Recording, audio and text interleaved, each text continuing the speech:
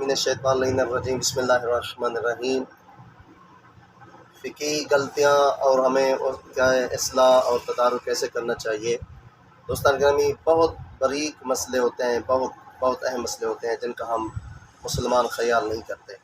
तो हमें चाहिए कि इन मसलों का खसूसन हमें क्या करना चाहिए, ख्याल करना चाहिए, जो कि बहुत ही अहम मसाइल हैं।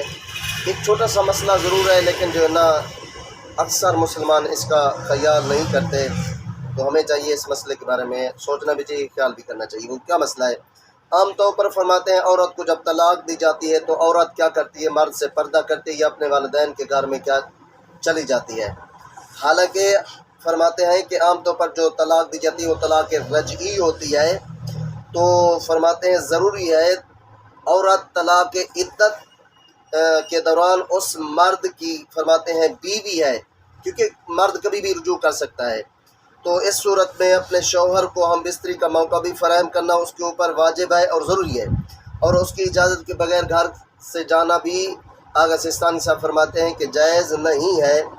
अगर ना फरमान नहीं है तो नान नफ़का भी शौहर के ऊपर वाजिब है और ज़रूरी है। अगर हाँ, क्योंकि तलाक जिस घर में औरत को ही उसी घर में ही इद्दत गुजारेगी, क्योंकि तलाक रजी में औरत जब भी चाहे रुजू कर सकता है, दीन और शरीयत ने इजाज़त दे रखी है।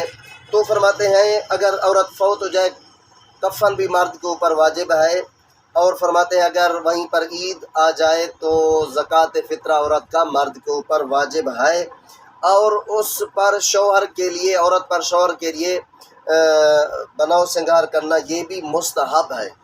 यानी ये जो अहम मसला है, औरत को चाहिए कि इद्दत के दौरान अपने घर में वो इद्दत गुजारे। जब हाँ 3 महीने मुकम्मल हो जाए, इद्दत ख़त्म हो जाए, या तो अपने वालिदैन के घर औरत चली या दूसरी जगह पर शादी वो कर सकती है। बड़ा अहम मसला है।